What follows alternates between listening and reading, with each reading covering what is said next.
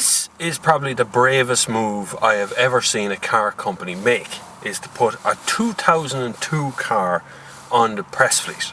So for us to test and have a look at and have an examine of. That came off. I don't know what that's for. It's the cover of this. But you know what? It doesn't matter, because this is an 11-year-old car, and let's just call that fixed. This has 500,000 miles on it, over that, which is over 800,000 kilometers. Okay, and I get you to do some mathematics now. The world is 40-odd thousand kilometers circumference, so around the middle bit. It's that. Seatbelt is there. And this car has gone around the globe so many times that, well, it might as well be a globetrotter at this stage. It has everything that you'd want in a car, and none of the stuff that you don't need. So, traction control, no. Air conditioning, no. Cruise control, no. It has electric windows, and it has central locking. Doesn't lock the back door, mind you. It has electric mirrors. That one works. Kind of. Goes up and down. It has heated mirrors. They don't work. But, you know, what do you expect? It's 11 years old. And the point of the matter is, it's a 1.9 TDI. Starts on the money straight away, no problem. I have manual heating controls, which is the best kind of heating controls, actually. And I have a 5-speed box, and a steering wheel, and a seat. That's kind of all I need, really, isn't it? When you think about it.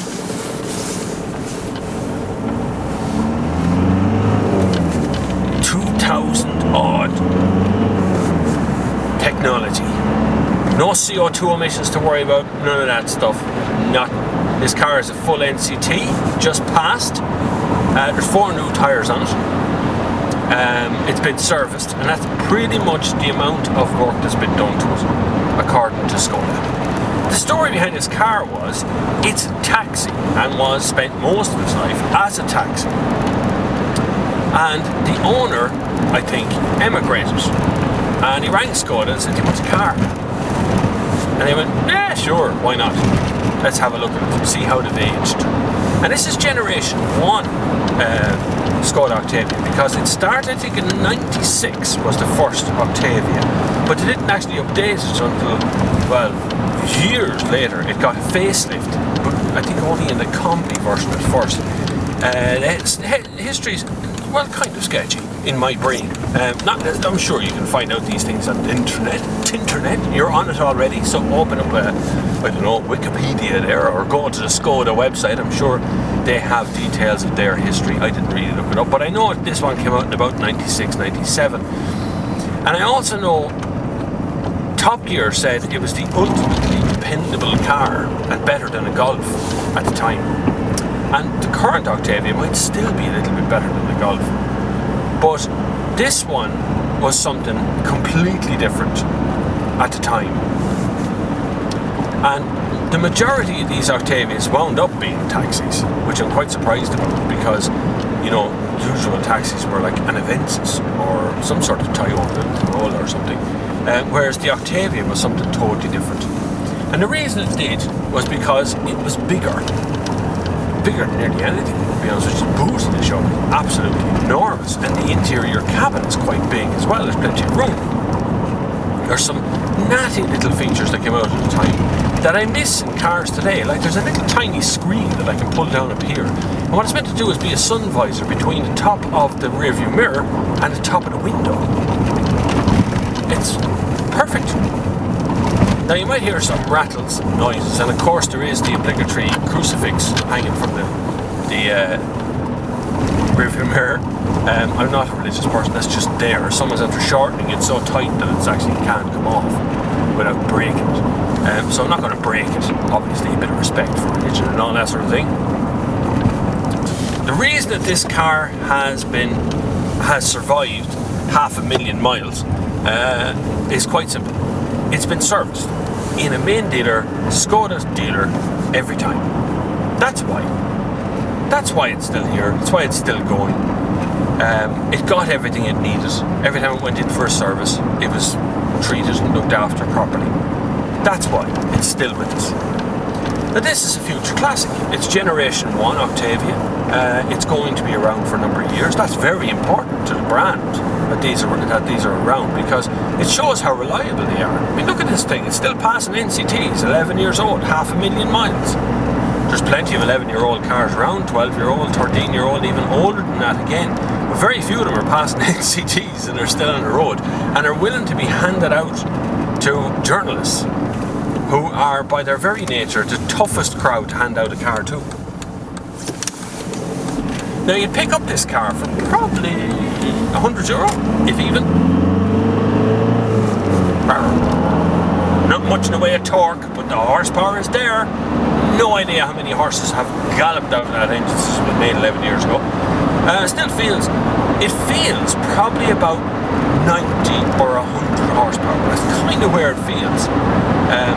I'm probably not far short of the original 100, whatever it was, 20 or something that was actually in the car. But you know what? It's plenty. It moves it along. I actually have a trip computer. It's telling me currently I'm doing 156 miles to the gallon. Does? That's pretty good, isn't it? It wouldn't surprise me, to be honest with you, because these cars were very light. There wasn't much in the way of equipment put into the car to weigh it down, not like today's car where there's tons of things shoved in under the bonnet and in behind the dashboard. Any little gap and space has been filled by technology and computers, all sorts of things. This is the kind of car you'd actually be able to service yourself, you know? I like it. I really appreciate what Skoda have done here. I really do. I think it's a very sensible thing. It actually shows me just how reliable these cars can be when they're looked after. And the main point of this is that if you go and get a car, get it serviced, look after it, look what happens. The car stays going.